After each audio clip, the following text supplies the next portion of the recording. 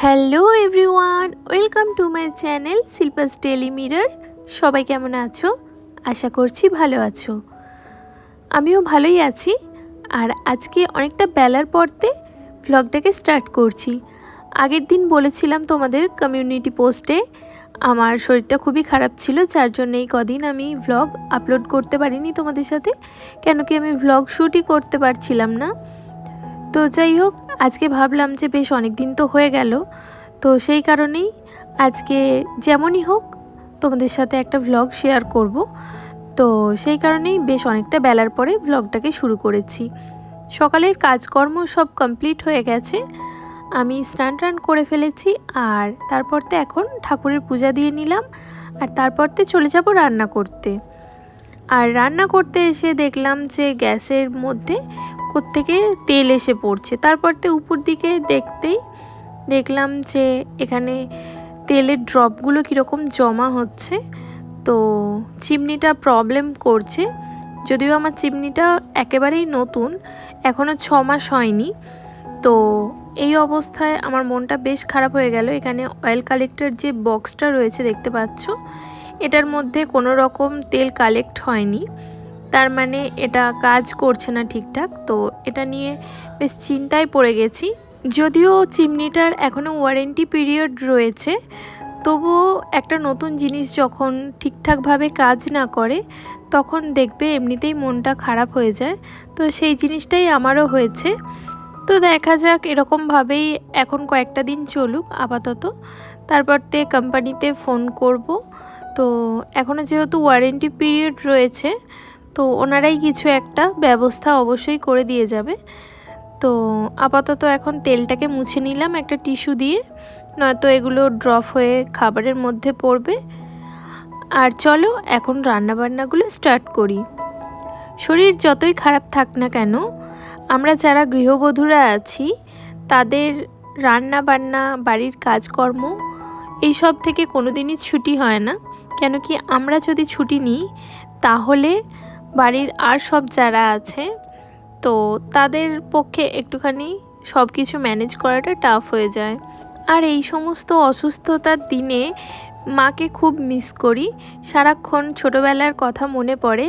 কিন্তু তাতে আর কি, মায়ের তো এসে সব সময় করে দেওয়াটা সম্ভব না। তো যাই হোক, নিজেকেই নিজের সংসার সামলাতে হবে। আর তাছাড়া ছোটোবেলায় মাকেও দেখেছি যে যখন এরকমভাবে আমার মতোই ঠিক শরীর টরীর খারাপ হতো মায়েরও, তখন মা কিন্তু নিজের কথা একবারও না ভেবে সারাক্ষণ শুধু আমাদের কথাই ভাবতো, আর দিনরাত অক্লান্ত পরিশ্রম করতো সংসারে। তো সেই সমস্ত কথাগুলো যখন আজকে ভাবছি, তখন নিজে একটা ভিতর থেকে কাজ করার জন্য এনার্জি বলো বা পাওয়ার বলো, সেটা আমি পাচ্ছি। আর সেটা নিয়েই আজকের কাজকর্ম শুরু করেছি। আর এই তো দেখতে দেখতে অনেকগুলো কাজ কমপ্লিটও করে ফেলেছি। তো আজকে রান্না করছি কি তোমাদের তো বলিনি। তো আজকে খুব বেশি কিছু রান্না করছি না। আগের দিনে আমি একটুখানি চিকেন পকোড়া টাইপের বানিয়েছিলাম KFC স্টাইলের, তো সেটাই ছিল কয়েকটা ডিপ ফ্রিজে, তো সেটাকেই ভেজে নিয়েছি। আর সাথে ফুলকপি, আলু আর মাছের ঝোল বানাবো। তো সিম্পল খাওয়া দাওয়া। আর মা একটুখানি আমের চাটনি বানিয়েছে, পাকা আমের চাটনি সর্ষে বাটা দিয়ে। তো ওটা আমার খুবই পছন্দের, আর যেহেতু শরীর খারাপ ছিল সেই কারণেই বানিয়েছে। তো মা দিয়েছে, ওটা দিয়েই আজকে দুপুরের খাবার দাবার হয়ে যাবে। একে তো শরীর খারাপ, তার উপরতে প্রচণ্ড গরম, বেশি কিছু রান্নাবান্না করার একেবারে ইচ্ছে হচ্ছে না। আর তার উপরতে আমার ছোট বাচ্চা, তো সে তো খুব যে ছোট আছে তেমনটা না, তার তো জ্বালাতন লেগেই আছে। তো সব কিছু মিলিয়ে আমি পুরো নাজেহাল হয়ে যাচ্ছি। আর সেই কথাই আজকে সকালবেলা আমরা তিনজন মিলে, শাশুড়ি মা, আমি এবং যা, আলোচনা করছিলাম। আর করতে করতে এটাই ভাবলাম যে এখন এই প্রচণ্ড রোদ্দুরের জ্বালায় আমরা অস্থির হয়ে যাচ্ছি, চাইছি একটু বৃষ্টি হোক। আর বর্ষাকালের কথাই ভাবছি এখন। কিন্তু আমরা মানুষরা এমন একটা প্রজাতি যাদেরকে সন্তুষ্ট করা ভগবানের পক্ষেও সম্ভব না।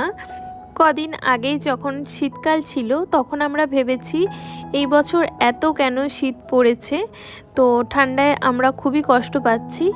আবার যখন গ্রীষ্মের এই দাবদাহের মধ্যে আমরা অস্থির হয়ে যাচ্ছি, তখন চাইছি একটু বৃষ্টি হোক।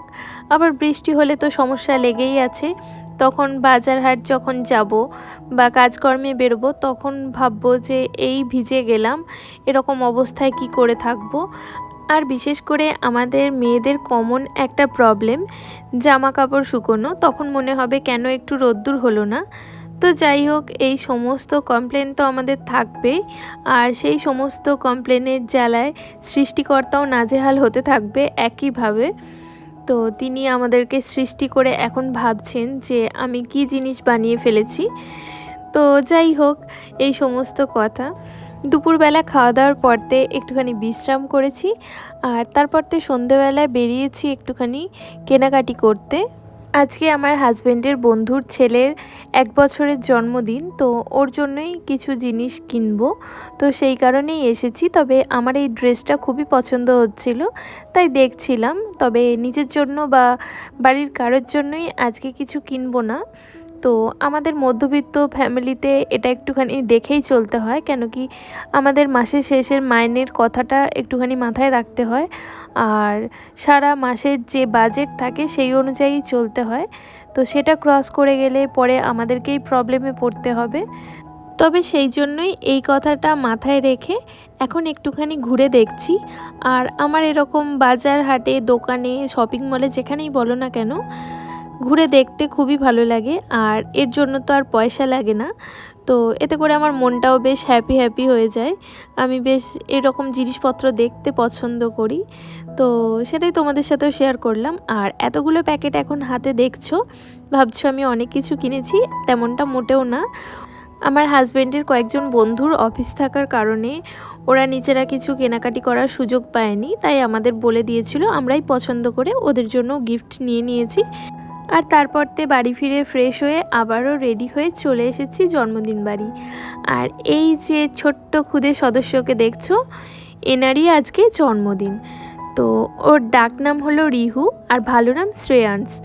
তো ও এখন ওর মায়ের সাথে একটুখানি এনজয় করছিল। আর গরমে না বাচ্চাটা খুব কষ্ট পাচ্ছিল, তবে সেরকমভাবে বুঝতে দিচ্ছিল না। আর এই যে এদিকে দেখতে পাচ্ছ, আমার মেয়ে এবং জায়ের মেয়ে রয়েছে বসে। আর কিছুক্ষণ বসে হাওয়া খাওয়ার পরতে এখন স্টার্টার খেতেও চলে এসেছে সবাই। আর আমি একটুখানি সেই ফাঁকে ভ্লগ করছিলাম তোমাদের জন্য। তো দেখতে পাচ্ছ আমরা 4 জনই এসেছি, আমি, হাজব্যান্ড, মেয়ে এবং জায়ের মেয়ে। আর এদিকে একটা হাজব্যান্ডের ফ্রেন্ডের ছেলে ছিল, ওর নামটা আমার এখন মনে নেই। তো যাই হোক, ওকে খুবই কম সময় দেখি, তো যার জন্য মনে রাখতে পারিনি। আর ও খুব মিষ্টি। যাই হোক, এখন আমরা একটুখানি জন্মদিন বাড়িটাকে এনজয় করছি। আর আমি এখন চলে এসেছি আমার ফেভারিট জিনিস ফুচকা খেতে। তো এখন ফুচকা টুচকা খাবো, তারপর তো একটুখানি আইসক্রিম খাবো, কেন কি খুবই ঝাল লেগে গিয়েছিল। আর আমি খুব বেশি ঝাল খেতে পারি না, তো ফুচকা খাচ্ছিলাম যখন, ফুচকাতেই প্রচণ্ড ঝাল লেগে গেছে। আর সেই কারণেই আইসক্রিম খেয়েছি। আর এখন মেয়েরাও একটুখানি আইসক্রিম খাচ্ছে। আর এরপরতেই শুরু হয়ে গিয়েছিল কেক কাটিং, তো যার কারণে আমিও চলে এসেছি তোমাদের সাথে শেয়ার করব বলে। তো রিহু এখন 2 দাদুর সাথে এবং মায়ের সাথে কেক কাটছে। আর এদিকে অনেক বড় একটা যেহেতু অনুষ্ঠান আয়োজন করা হয়েছে, তো সেই কারণে রিহুর বাবা একটু ব্যস্ত হয়ে পড়েছিল, কেক কাটার সময় ছিল না। আর এখন চলে এসেছে ছেলেকে কেক খাওয়ানোর জন্য। তো দেখতেই পাচ্ছ একটুখানি কেক কেটে ছেলেকে খাইয়ে দিচ্ছে। আর এই যে মা, বাবা এবং ছেলে 3 জনে একই ফ্রেমে, বেশ ভালো লাগছে। কেক কাটার পরতে রিহু একটুখানি এসেছে রাস্তার মধ্যে হাওয়া খেতে, কেন কি ভিতরে এত মানুষজন রয়েছে, সেই কারণে খুবই গরম করছিল। আর ও পুরো অস্থির হয়ে যাচ্ছিল, সেই কারণেই ওকে একটুখানি রাস্তায় আনা হয়েছে। আর এখানে বাচ্চারা সবাই রয়েছে অনেকেই, তো তাদের সাথে খেলছিল। এরপরতে আমি আর ওখানে খুব একটা ভ্লগ করার সুযোগ পাইনি, কেন কি যেহেতু আমার মেয়ে এবং জায়ের মেয়ে দুজনকেই নিয়ে গিয়েছিলাম, তো ওদেরকে খাওয়াতে দাওয়াতে একটুখানি আমার সময় লেগে গিয়েছিল। আর সেই সময় ক্যামেরা ধরে আমার শ্যুট করার মতো পরিস্থিতি ছিল না, যার কারণে সেই সময় আর আমি ভ্লগ করতে পারিনি। আর সেই কারণেই আমরা ডিনার করে এখন চলে এসেছি বাড়ি। আর তারপরতে আমার মেয়ে এখন রিটার্ন গিফট খুলে দেখছে। তো ও একটা ইয়েলো কালারের পেন্সিল বক্স পেয়েছে, তো সেটাই তোমাদের সাথেও শেয়ার করলো।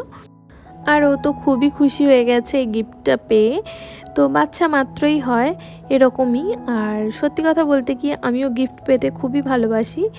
তো সে ছোট বড় যেমন গিফটই হোক না কেন, তো আমার কাছে সবই পছন্দের। তো যাই হোক, আজকের ব্লগটা এই পর্যন্তই। যদি ভালো লাগে অবশ্যই লাইক করো, আর কমেন্টে জানিও আমার ব্লগ তোমাদের কেমন লাগছে। আর যদি ভালো লাগে অবশ্যই সাপোর্ট করতে ভুলো না, আমার চ্যানেলটা অবশ্যই সাবস্ক্রাইব করো। তো দেখা হবে নেক্সট ব্লগে, ততক্ষণের জন্য সবাই ভালো থাকবে, সুস্থ থাকবে। চলো, টাটা।